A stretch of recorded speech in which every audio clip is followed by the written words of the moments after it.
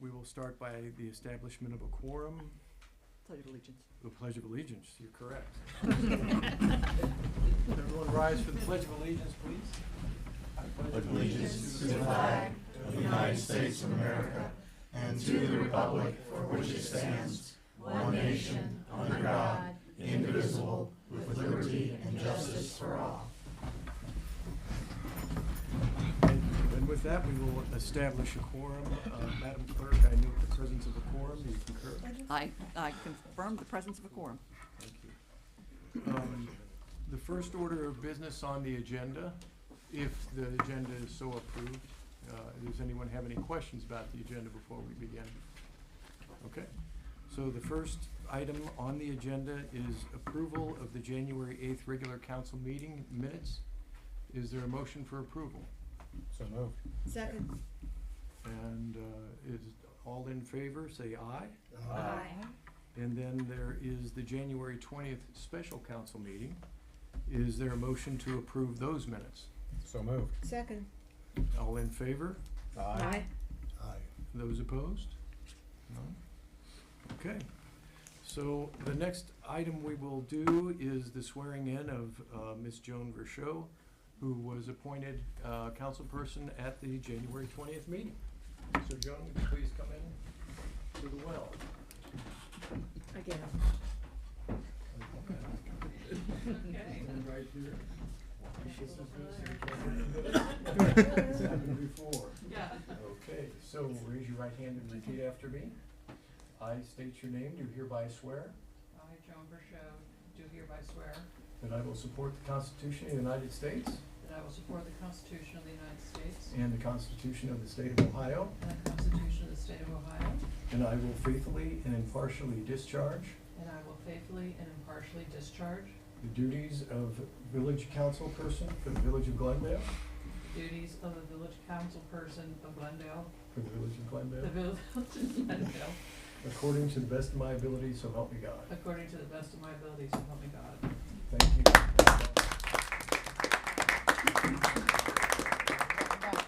Welcome back.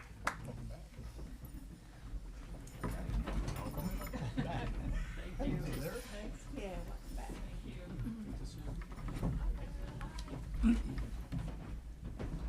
Welcome back. Welcome back. Okay. The next item on the agenda. The next item on our agenda is presentations and public comment. I noticed that Denise Driehaus, Hamilton County Commissioner, is here this evening and would like to make a presentation. So Denise, would you please step up to the podium? Thank you. Thank you. Congratulations to the newest member. Thank you for allowing me the opportunity. I'm just providing an update, really, not so much a presentation, just taking a couple of minutes of time. I did this back in 2017 when I was first elected to the Hamilton County Commission. I went and visited all 49 jurisdictions in Hamilton County. I haven't been back in a while, so I thought it was high time I come back and say hello and give an update, because things have changed quite a bit in those 7 years since I started as a county commissioner. So wanted just to provide a little bit of information. I've passed out a menu of opportunity. I did this last time as well. It provides contact information for some of the touch points between the village of Glendale and Hamilton County, and really their partnership opportunities as to how we can partner with one another to get some things done. This is a more expansive list than I had last time because we're doing a little bit better than we were then.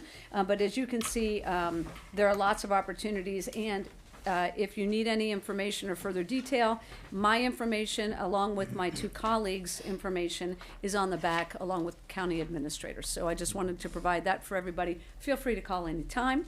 I'm here to report that the county is good. We have a structurally balanced budget.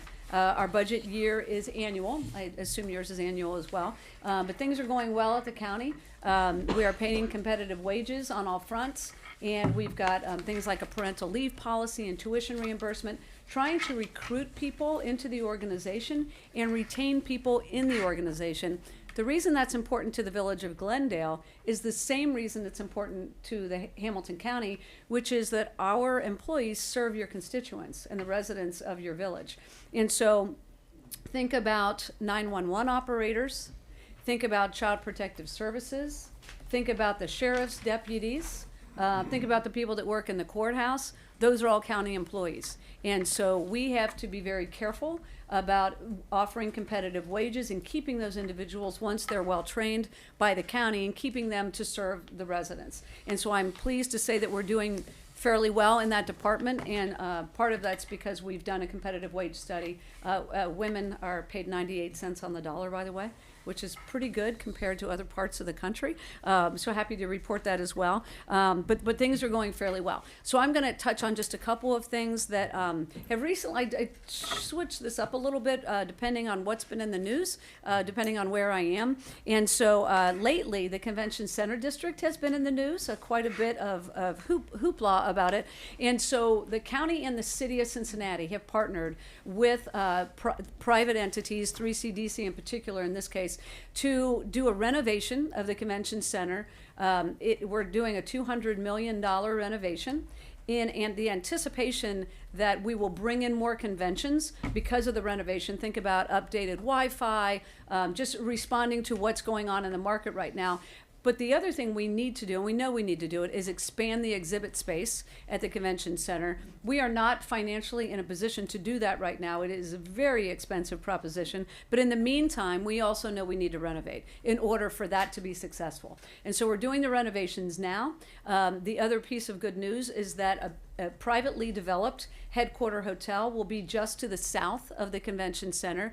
It will be a 5-flag hotel. I've seen renderings, they're pretty cool. There's a walkway from that hotel over to the convention center, and it too will house meeting rooms and event space. And so we're expanding the space that we can use for conventions in the hotel, in addition to creating better space in the convention center.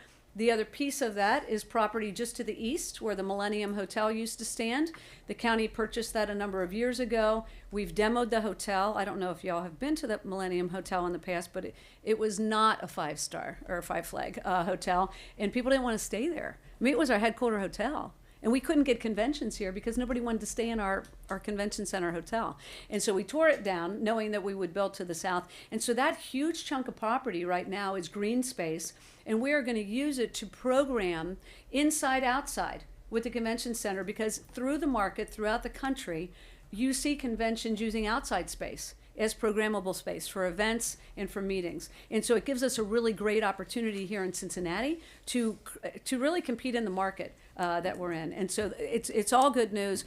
It's a partnership, again, between the city and the county. The state is also providing some dollars, not only for the convention center itself, but also for the headquarter hotel. So that's what's going on. It's been in the news quite a bit.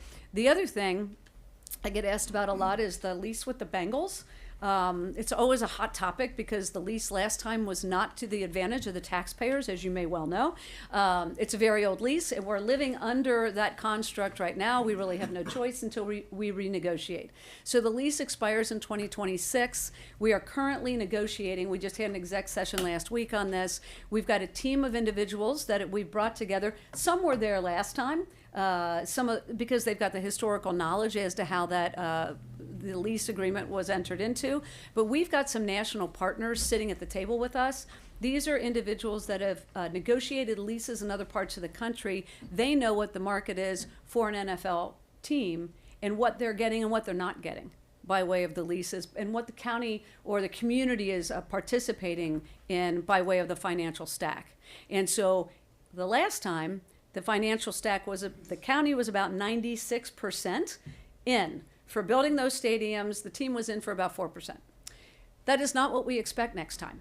We expect to have a stack that includes the county, the team, the NFL, and the state of Ohio. That's what's happening in other markets. And so we are going to kind of drive that bargain.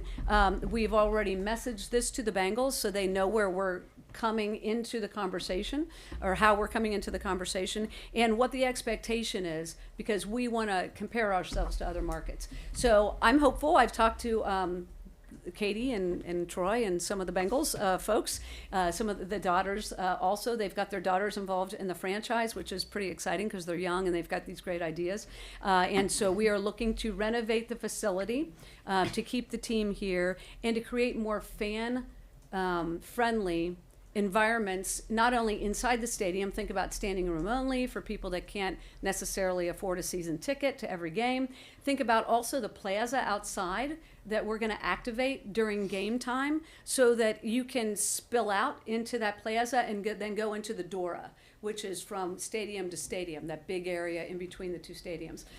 We've done a lot, the city's done a lot to renovate that area. Why not reactivate that plaza there that sits, it's kind of it's actually a chokehold when you try to get into the stadium. So we need to redesign that. So the point being that it's going to look different than it did last time. The lease will be better for the taxpayers is the expectation, and the facility will be upgraded. So those are some of the things the county's doing. I'm happy to answer questions if you have them, but most importantly, we're delivering services to the citizens of the county, primarily, as I said, through the Justice Center, through the court system, through JFS, through EMA, through 911, it's really a lot of safety net services that reside at the county. And so if we don't do our jobs well, you're gonna know it. And we don't want you to know that we're not doing it well, so we're trying really hard to get it right. So with that, I will close. I didn't want to take too much time, and I'm happy to answer any questions if anybody has any.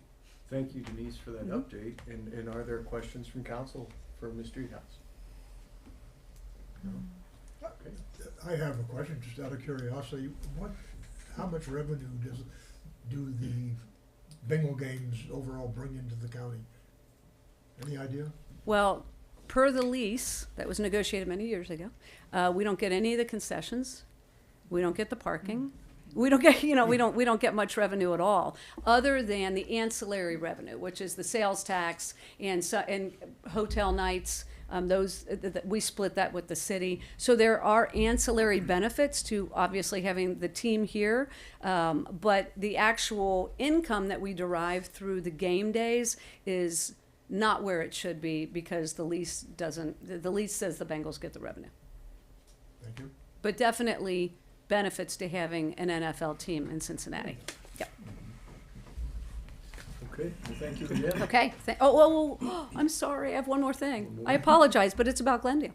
So I neglected to talk about the partnerships. So I'm really here in partnership with you all. You have taken advantage of some of the partnerships that the county has offered, primarily through the Solid Waste District, through some of our CDBG dollars for Cleveland Park, sidewalk repair, and then the last one is the small event grant that y'all took advantage of in the last year. It was $15,000. So we also have revitalization grants.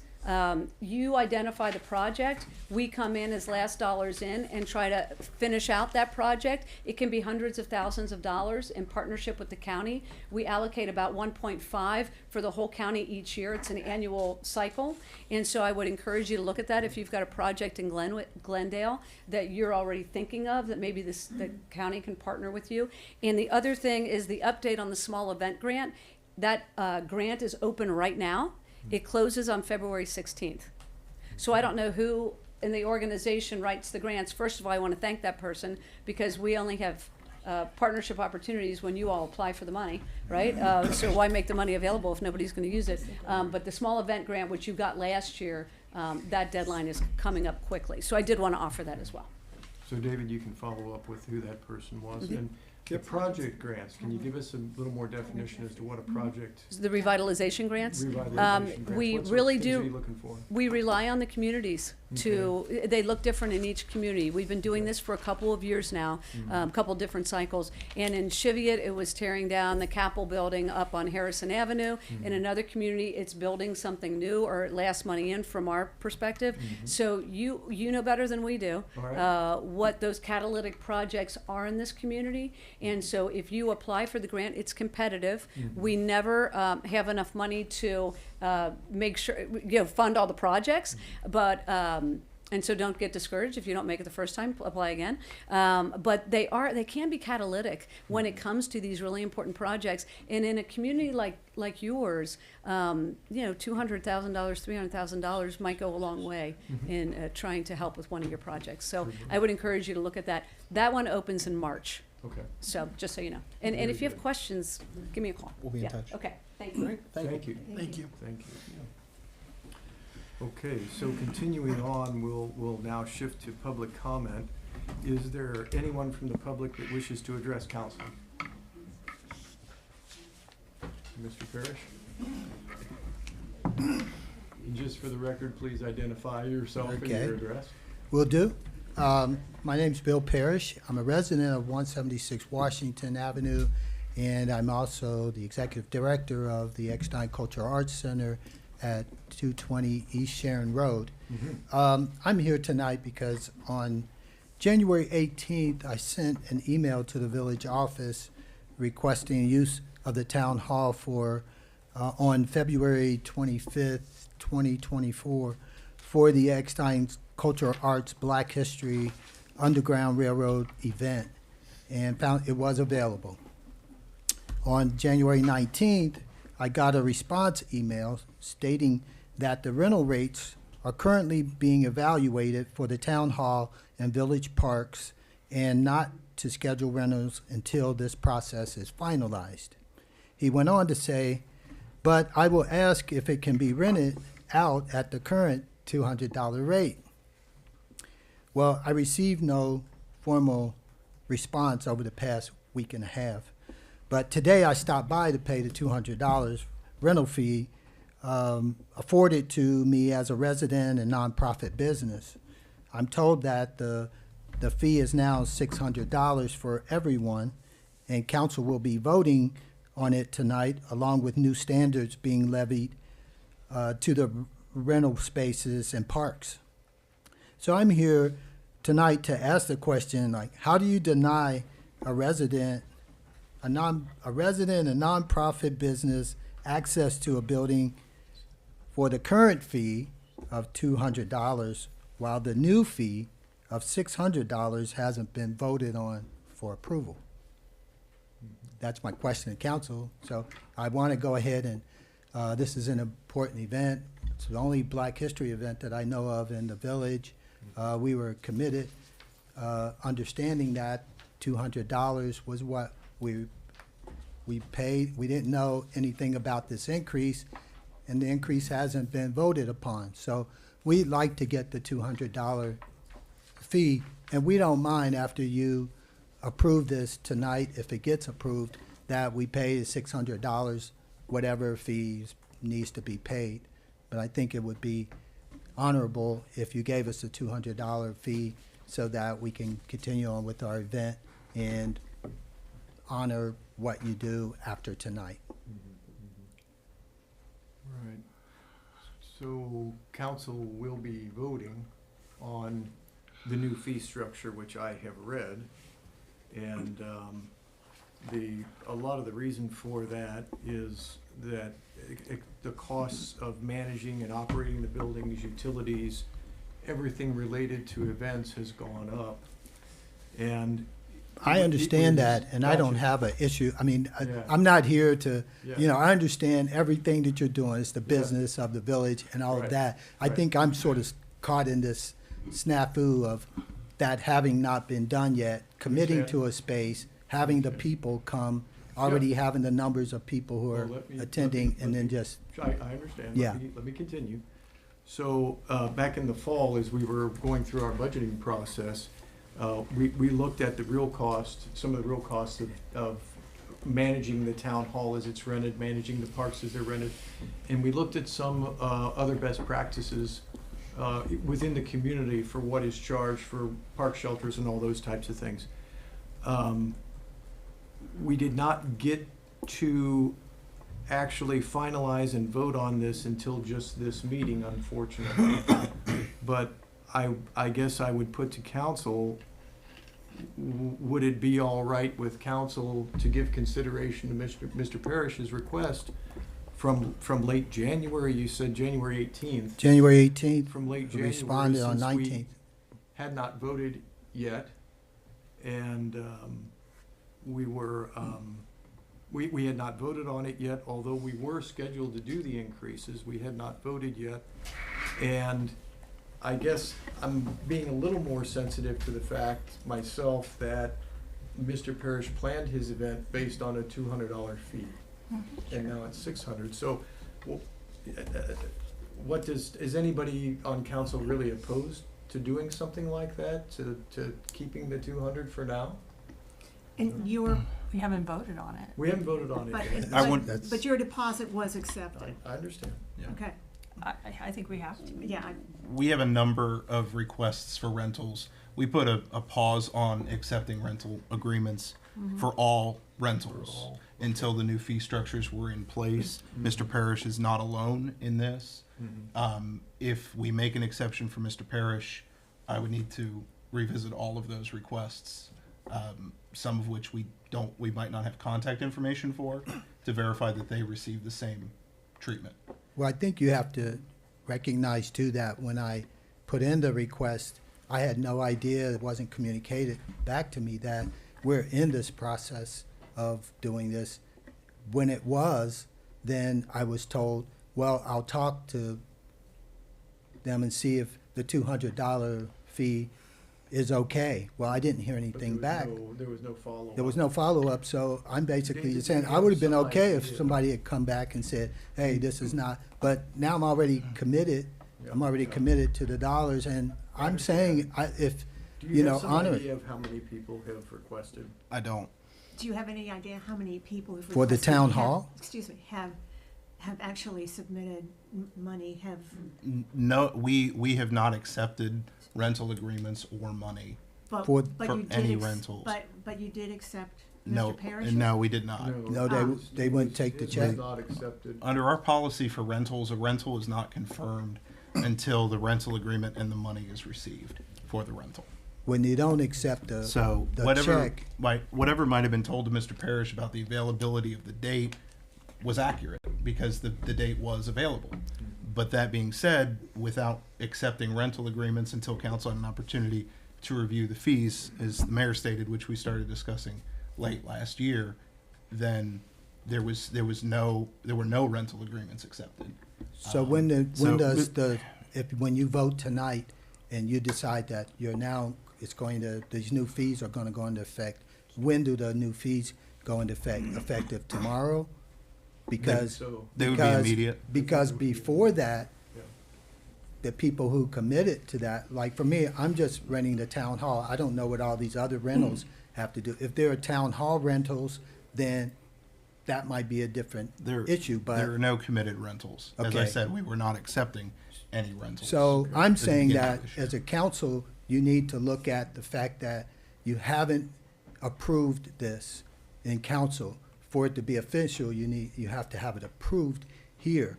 So I made my commitment before that. Your point is well taken. Okay, and So- it's so a simple David, point, is is it- what I'm so trying to what say. It's a is it- simple point. It's not, Right. Is it possible that if someone comes back and demonstrates through confirmation with Spencer or someone else that they did request rental prior to this date, and we can confirm that, we can just handle it on case by case as people come back? I suppose I think anyone who has asked or requested rental, we should have some sort of record of anybody who's requested, so we can depends get on how back they to them. contacted us. Alright. The approach to not accepting any rental agreements or new rentals at all was a fair approach, in my mind, a fair I think it's a fair approach approach, I agree, To- however, to avoid having to go back and offer because someone happened to call prior to council voting on the change in fees. right. Now, as of the course of this discussion, if council decides to change the fees to what they are currently, then that's a different issue. But for our purposes, it was a fairer and a cleaner solution to pause accepting rental agreements entirely to avoid any confusions or did someone register prior to a date or after a date or anything like that. Because the rental agreement for Mr. Parrish would still be dated following council passing these fees, assuming they pass this evening. So there would have to be some note or exception made on that rental agreement, and then we would have to go back and contact every applicant or every requester who inquired about a date to say whether or not that date was available. When they received the same answer that Mr. Parrish did, which was that the space Right. may be available, but we're working on finalizing the fees, and we'll be accepting rental applications once those fees are finalized. I think for anyone else who requested ahead of this date, whether they can verify, we can verify that they actually did request. And I don't expect our residents will come out of the woodwork and say, well, I requested ahead of February 5th, but they actually didn't. I wouldn't anticipate that's gonna happen. For this case, for this particular instance, especially an event that was organized ahead of time based on a $200 fee, I wonder if we just let this one go. We can pass our resolution tonight. Anything after that would be the new rate. And I think Mr. Parrish even understands there is a legitimate reason for the village to raise rates, but he's just asking that we apply the old rate. I know it's gonna make it a little more difficult for us to It handle will. in the office, Mm-hmm. but I'm looking to council. Is council opposed, is anyone on council opposed to that approach? No. No. That you're okay allowing this one to go at the $200? Yeah, Mayor, I would recommend that if you plan to do that, and we'll do this right before the or the resolution, Right. but have an amendment, a motion to amend, where it says, where it is hereby adopted, comma, and shall remain in effect, to be is hereby adopted for requests, for subsequent requests, or, requests made starting. Following this date. Yes. Following, yeah, beginning February So that 6th. there's something in the legislation that memorializes what you're When saying, we get to that point, we can. rather than right just there, okay. being unclear about the exception issue.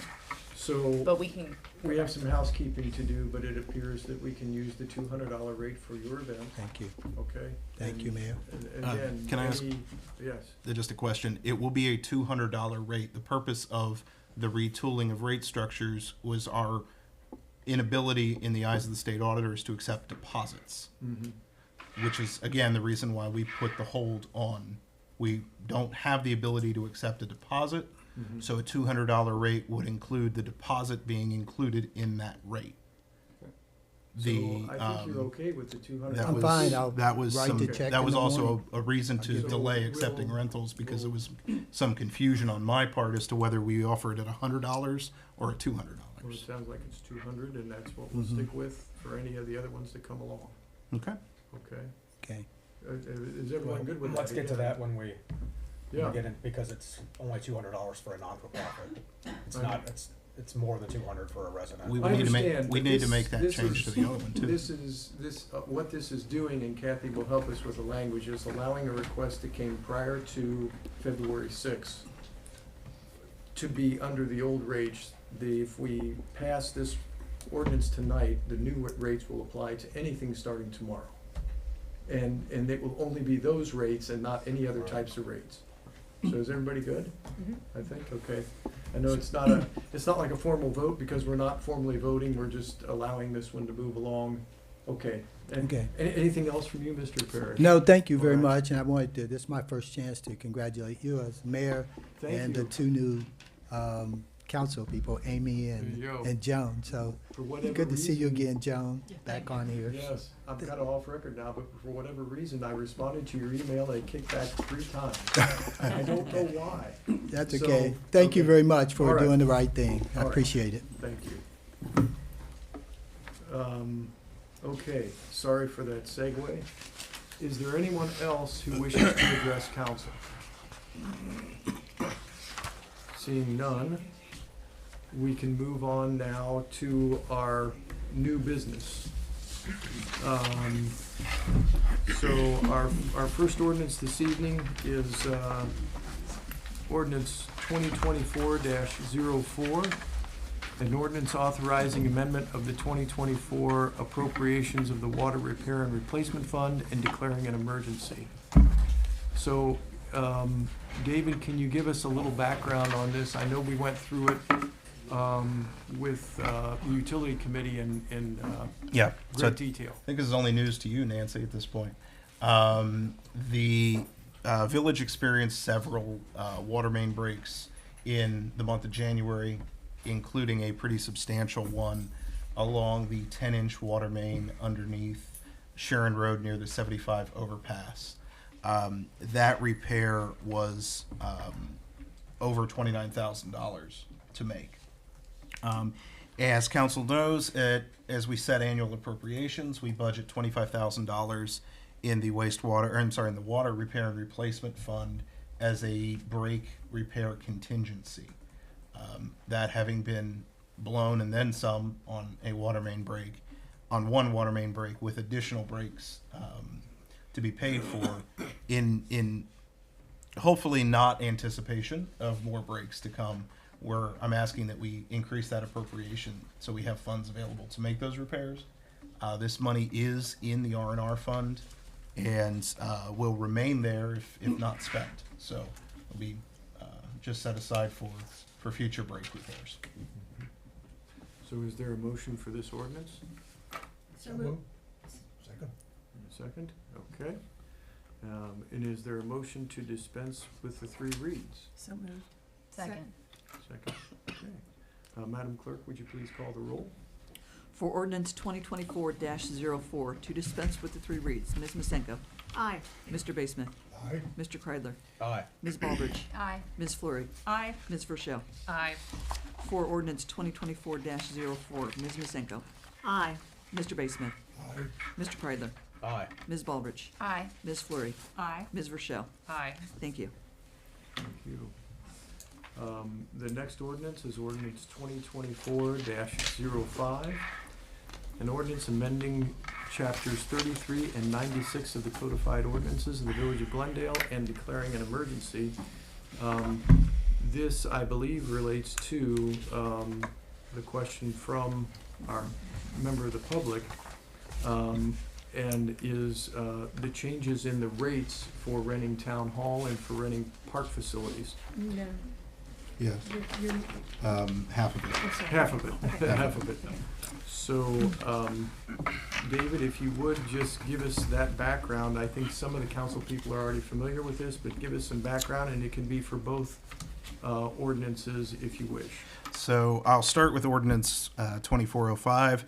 The first section, the repeal of chapter 33.06, applies to the rental of town hall for nonprofit use.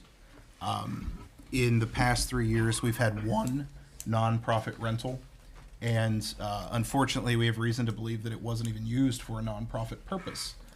It was rented under a nonprofit name and then used for a private event, not, to our opinion, related to the nonprofit.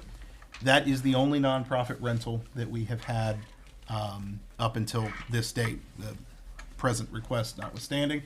So, in order to simplify our fee structure as well as avoid having to make the determination, hopefully not incorrectly within the office, that a group may or may not qualify as a nonprofit, we're asking to strike that nonprofit section completely, and don't feel that it obviously will affect a large number of renters. The second and third sections apply to the revisions of 96.02, which apply to park shelters. The reason for this is to simplify the language in our code that applies to the rental park facilities. In my opinion, there's some confusion, and it does not allow for a clear communication of what a park rental is, what it entails, etc.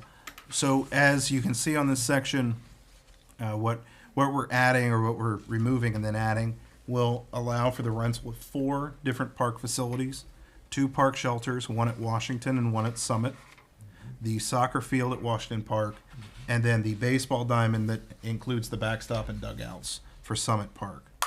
A few other details here, and if there are questions, I'm not going to read through these to save everybody some time, but if there are questions, I'm happy to answer them. The last thing that I will point out is this last paragraph applying to rental requests outside of what's listed in this code section, that the discretion of those requests is left to the administrator's office.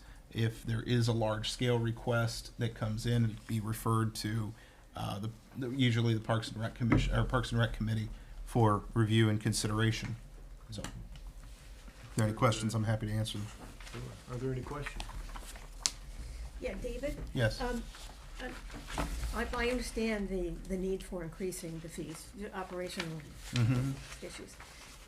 Do you think that there could possibly be any side benefit that would help us to address some of the issues we've had with use of the parks in the summer? I think it comes. I think there's some concerns about enforcement of the rules of the park is where my understanding of that comes from. We of course encourage anybody who experiences or sees anything out of the ordinary or anything that would be unacceptable or otherwise to contact the police department and have somebody go out and take a look. I don't know. Really, we didn't really discuss much as far as increased Right. enforcement mechanisms. We can continue to do that through the Parks Committee, but for these purposes, we wanted to get the fees updated as quickly as possible to start accepting rental applications You don't think again. there would be any little side benefit from the increase in the Potentially, I know that's not the reason, but, well, the elimination of the deposit system is going to simplify our process. okay. A lot of renters would either not collect their deposits or they would use a previous deposit, which when you've got a 3-year-old check is really useless. So they would continue to ride on the same deposit for rental after rental. And largely the deposits were inconsequential. They wouldn't have covered any kind of significant damage to park facilities. So increasing the rates helps offset. If we have, let's say, every 1 in 20 requires extra cleanup or a repair or something like that, the collected fees could offset that cost. Thanks. David, my concern is I know the police, public buildings, and Yes. park committees have all looked at this the last 2 years. Mm-hmm. My concern, I think the non-resident cost for the fields Are we on at 6? $250 Mm-hmm. for a non-resident, I think that's fair. But the two issues last year were with the shelter use for a non-resident. Mm-hmm. So my take would be that $100 a day is a bargain for a non-resident using the shelter. So I know it's gonna be hard for enforcement, because our police, mainly on weekends, the police are the only ones that can enforce.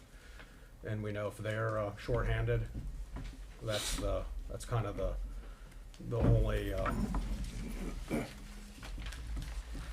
only, obviously that wouldn't be a weekday, there haven't been any weekday rentals. And there It would haven't- include weekday rentals for But the you park rarely, shelters. you rarely see those, right? Yeah, they're very, very few and far between. So I mean, if we want to start with this 100, I just would ask that the committees be ready if we have issues like we did early last summer, Mm-hmm. that we be ready to hike it. And of course, there's no alcohol, right? There is no alcohol permitted in any of our parks at any point, regardless of whether you're renting or just swinging by to try to sneak a few beers. There's no alcohol permitted. Okay. And- Right. I'm sorry. No, I don't know if Just- anyone else has issues with that fee being a little low. No, I had a different issue. I just wanted, just to confirm, there's absolutely no reference to nonprofit organizations at all in these. The only exceptions are listed for Glendale Youth Sports, which is obviously an organization of Glendale youths, soccer, baseball, there are other sports. Glendale churches and schools. So are- 501c3s.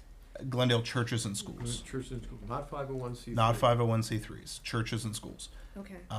The exception being given simply because they are other taxpayer-funded entities that might, or donation-funded entities. Now, 501c3, there was some discussion in previous committee meetings that I don't feel comfortable, frankly, reviewing somebody's 501c3 status to see if they qualify for a nonprofit rate. Other facilities, to my knowledge, don't make exceptions for nonprofit organizations, and the use of our facilities has costs associated with it, regardless of the nonprofit status of the profit status of the organization using it. So, for instance, it costs the same to heat and cool town hall, whether it's the Shriners or, Walmart. It costs us the same to run that facility.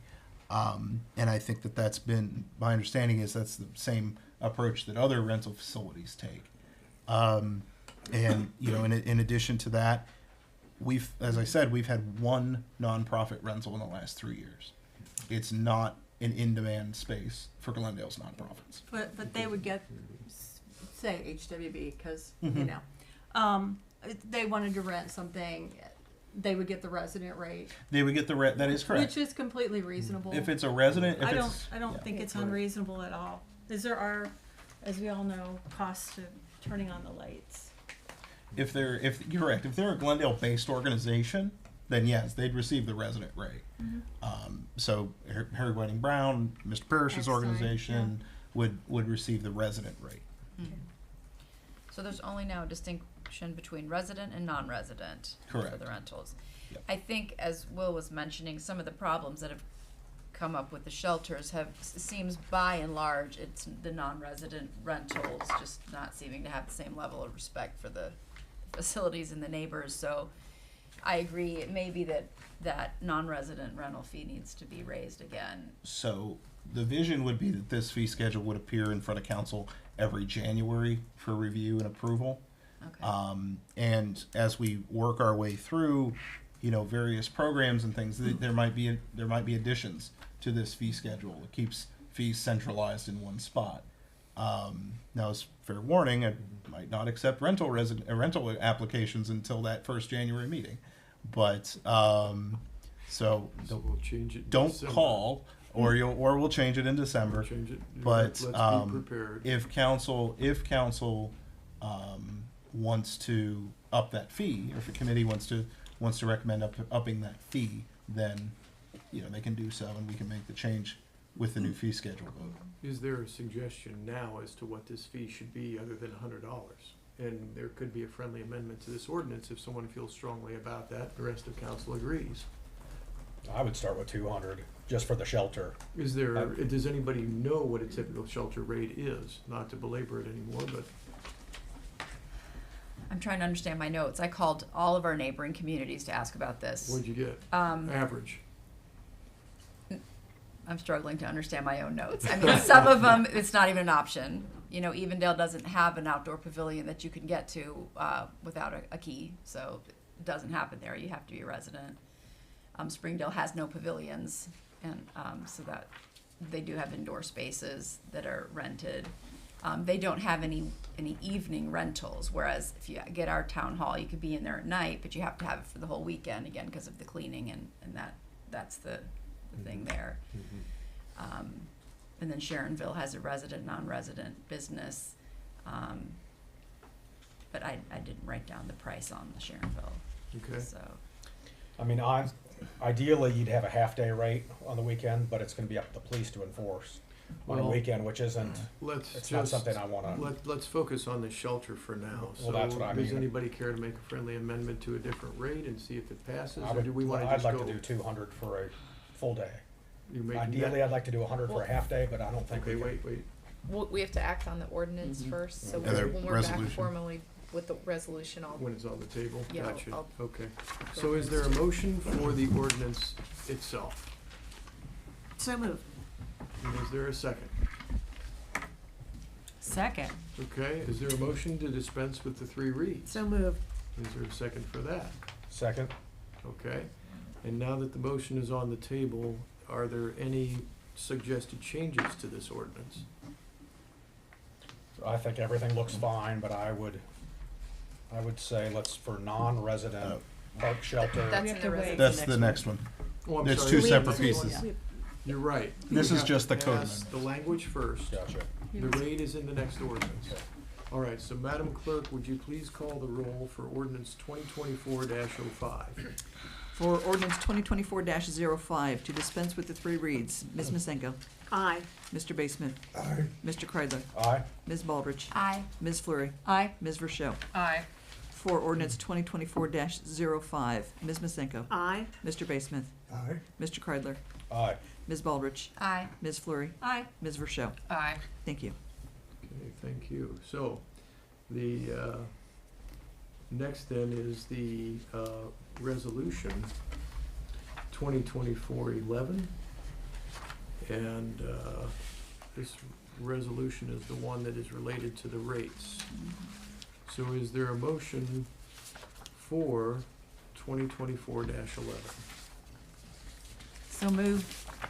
Second? And a second, okay. And for that, we do not have to dispense with three Correct. reads. So the motion is on the table. Are there any suggested changes to this motion then? Or Can I to this summarize? resolution, I'm sorry. Can I summarize?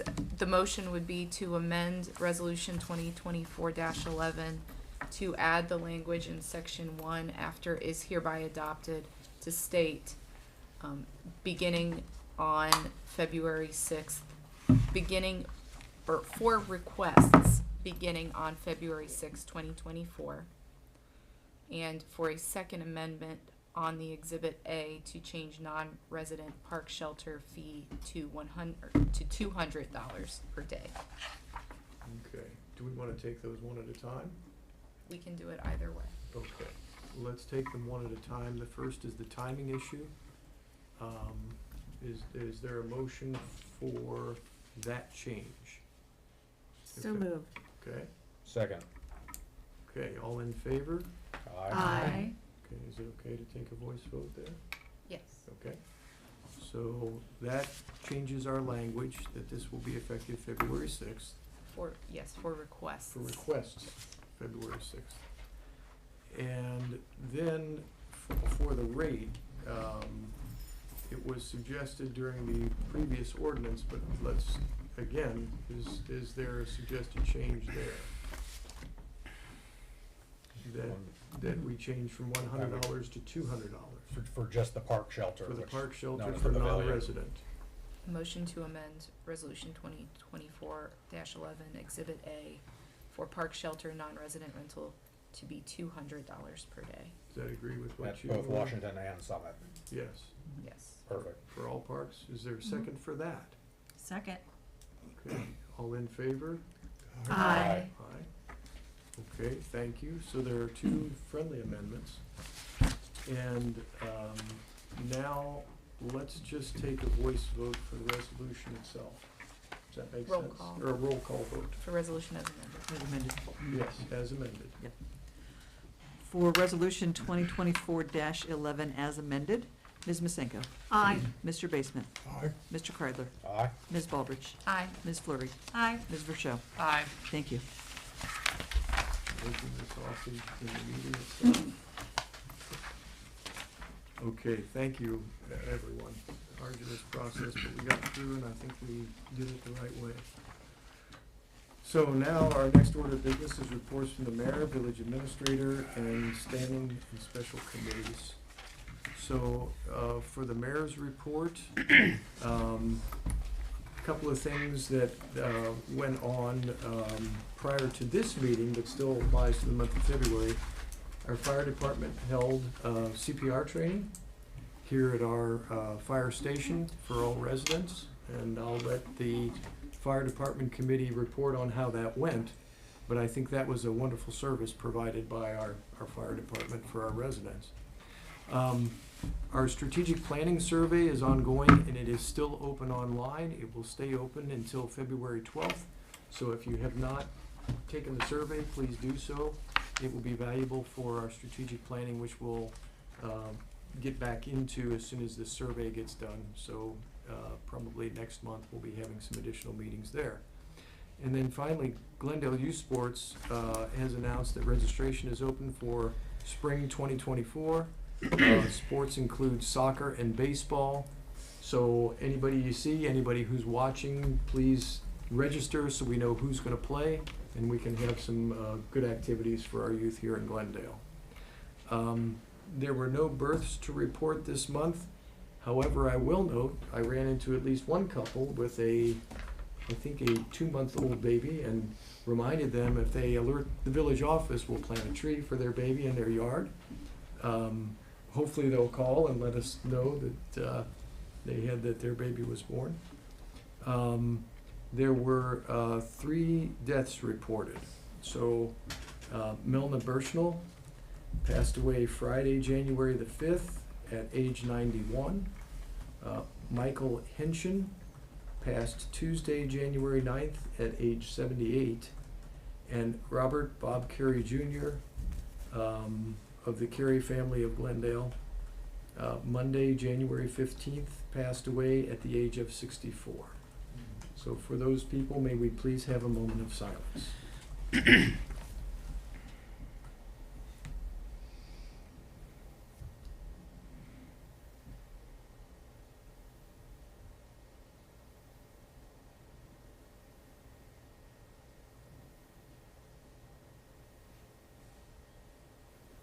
May they rest in peace. And that's it for the mayor's report. Mr. Lumsden, could you please give the administrative report? Thank you, Mayor. The Hedgerow Albion Stormwater Project and the retention pond construction are both underway. The Hedgerow Albion project began in late January. The retention pond work began this week. Both projects are moving along, and daily, more or less, updates are being posted to the village's website on both projects, so residents in the area know what to expect and know what changes are coming. And I would like to think that both projects, aside from some water main issues on Albion, are going fairly well. We're anticipating that the Hedgerow Albion work will be done here in the next few weeks. They're going to be working up Hedgerow this week, or starting to work up Hedgerow this week. And they've completed the installation of the stormwater pipe on Albion. The trees are being removed. There are only about 10 or 15 in the green belt that are being removed for the construction of the retention pond. So crews are working in that area. As always, give those construction trucks some clearance. Be careful. Pay attention. We don't want anyone getting hurt or any property getting damaged. So those projects are ongoing. The 2023 year-end financials were finalized and circulated. Those are on the agenda this evening. They're also on our website. General fund end of the year with a surplus of just shy of $250,000 after the transfer into VPGI. So very good year there. Of course, that was due to some staffing changes during the year. So not sure how those changes will carry financially. Was not sure we'll see that much of a surplus next year or this year, but good numbers for 23. And then finally, I did circulate to council this report from the Ohio EPA regarding the sanitary condition of our water plant.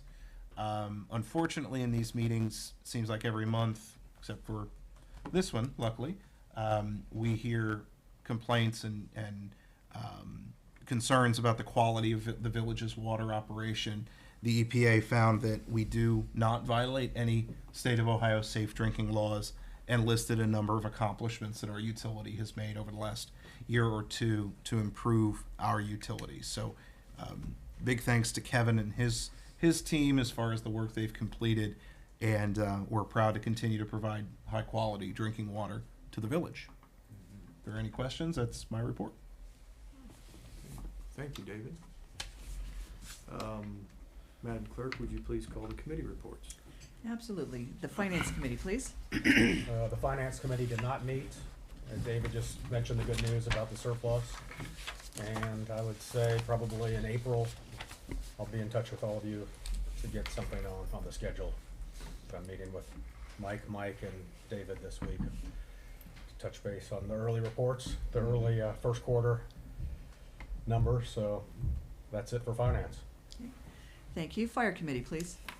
Fire Committee met on January 16. The minutes are online, but just quickly we discussed a couple of things, an equipment line item for the 2024 budget. We went through some background on an important grant being applied for. I think Mr. Lamb may touch on that. And we had an interesting EMS update, or ambulance runs, if you will.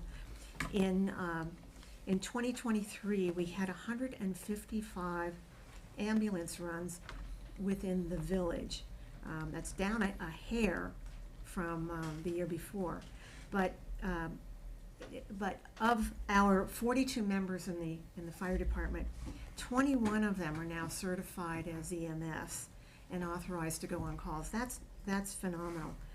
And the head of the EMS area is also heading up an inspection program for all of the village buildings, and that will, safety inspections, and that will continue through the year of 2024.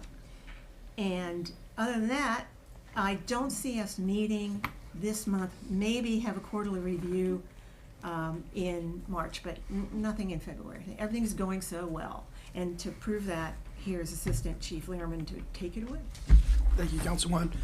Excuse me. Our monthly report was sent out to all of you this evening, except Ms. Rochelle. We apologize. We did not get you on it, but you'll have it tonight as soon as I get back to the office, so you'll have it as well. Okay. One of the things that I'm happy to report, as you know, we're big with training. Our January hours for training hours was up 63%, or 184 hours of training just in the month of January from last year. So training is still our focus and will be our focus for quite some time. But after we ran those numbers, I was happy to see the increase there. You mentioned the EMTs. We have 4 of our members that are currently enrolled in the EMT program. So that number will increase here in the next 2 months when they successfully pass. So we're excited for that. And then, Mayor, yes, we had a CPR training over the weekend that was attended by several of the village residents. We are still have a goal to have 50% of village residents all trained in CPR. So we're looking at ways that we can get that message out in advance so we can have some more people sign up, because we're still wanting to achieve that goal this year. So more to come on that. That's it. Thank you. Very good. Thank you. Is somebody covering laws and claims? I can We- put you on the We have a spot. chair for laws and claims right now. Yes, we do. Yeah, As of 20 minutes as ago. I understand it, Laws and Claims has not met since last September and had not met in the last quarter, so, I think it's probably time to get the committee, back to, on a regular schedule, and we'll plan something for this quarter to talk about the old business that was pending at the time that last met and, considering new business. Okay, very good. That's the end of my report. Thank you. Police committee, please. Police did not meet in January, and the chief is here to take it away. Thank you, sir. Everybody should have gotten a copy of our reports.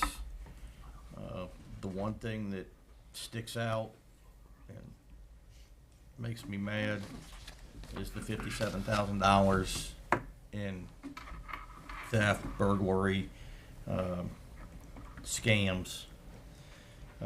We've had 2 scams so far this month that encompass that $57,000. We've done everything we can do to investigate this. The money's in the Philippines, and there's nothing we can do to touch it or get it back. Okay. We worked with the city's financial crimes section, and they said the same thing. Once it hits another country, we're done. So unfortunately, it's starting to get to that time of year where the scams are getting bigger and bigger. And I mean, this was both of them were checks that were cashed through institutions here in Glendale, and the money was automatically sent. So we're working with the bank now to help make them whole again. Could you elaborate just a little on how this went down? One of the institutions here in town has a system where somehow started somebody from the Philippines, got checks made through a check company, gave them all the information they needed, had the routing numbers bank numbers and everything on them, so they look like real checks from this institution. Their process was, there's a two-party verification to verify and send a check through to the bank to be cashed. If that verification isn't done by those two people by 11 o'clock on that day, they had it set up to automatically ship to the bank and approve. It was just automatically approved. So right now we're fighting with the bank to make this institution whole, because it was partially the institution's fault and partially the bank's fault. But once the money goes out of the country, there's nothing we can do about it. It's gone. So somebody faked checks. They printed checks that looked Look real. They Okay. were real checks. And then They sent them to a person in California who was thought she was in an online relationship with a guy, and he was having her do certain things, and he'd send her checks. She'd send him $1,000. Okay. and so the local connection is the institution. I see. Yeah. Okay. Not a resident. Not a resident. Okay. No, this was two institutions. So this is really unfortunate. I think if there's more information needed, you can get on Yeah. offline Right, here, okay. and then Yeah. probably maybe best, since you're still working on it, not to get into too much No, detail we're here. at this point. There's nothing else. We're Okay. stuck. We're done. We can still work with the Yeah. bank. Okay. Anything else from police? No, that's it. All right. All right. Thank you. Public buildings and historic preservations, please. We've not met at this time. I'm looking forward to meeting with everybody, maybe late April, early May. Okay. Thank you. Parks and recreation. We did not meet this month. Hopefully, the next couple of months, we'll get some exciting news about a playground being on the way. Haven't heard anything yet. But it's ordered. It's ordered. Okay. The check in California. I got the instruction manual. How do you want it? Oh. Are you putting it together? It's like IKEA. There's no words. It's Oh. pictures. That I don't want it. Thank you. Streets, public improvements, and lights, please. We also did not meet this month. We got a lot of updates from David tonight about major projects happening in the village to bring us into the next century. So that's good news, but we'll meet as soon as something comes our way that we need to address. Thank you. Utilities, please. Utilities did meet. We have 2/3 of the committee was replaced, and so we reviewed the financials for the year, and then kind of spent some time catching up with concerns, issues, and progress in the enterprise. And there's a lot of activity, as always, with the enterprise, so we will plan to meet probably early March. That is the end of the report at the moment. Thank you. Okay, is there a report from the clerk this evening? I want to remind everybody that we are having an audit this year, since we're at the beginning of the year. We did have one last year. We are having another one this year. Remember, this is from the UAN transition, and David and Denise asked the state auditor to run another one this year to make sure we are in compliance with their requirements. So for a couple of you, it'll be your first audit. Unfortunately, we've been through a few, so more on that as it comes. I'm not sure that we have a date yet, but normally it's in the summer. We'll be second half of the year. Yeah. Very good. And a report from the treasurer? So everyone should have received a copy of our report for January. We're slightly ahead of what we did last year, and the year should be stronger than last year. So I think it's encouraging, but after this year, who knows? But so far, so good. So far, so good. Yep. Okay. And then for financial reports, I have the year-end report was circulated, which was referenced in some of the reports tonight. And then payment register, was that actually circulated? No, it was not. The Okay. January payment register has a few entries that were electronic payments, largely the debt payments to the state for our utility that were not that have not yet been booked. So I didn't want to circulate it because it's pretty incomplete. We'll circulate it later this week with the January financials. And then going forward, anticipate that it will be included in the monthly financial packet with everything and then approved by council, or received by council Yeah. every month. Very good. Understanding it's only the 5th, it normally takes about a week to close the books up anyway. Anytime we get a short week like this to work on that, sometimes we don't get those payment registers right away. So is there acknowledgement of receipt of the year-end financial reports? So moved. Or there should be. Second. Second. Okay, and all that did receive or in favor, say aye. Aye. Okay, good. And at this point, unless there's something else, I'll entertain a motion to adjourn. So move. Second. All in favor? Aye. Thank you.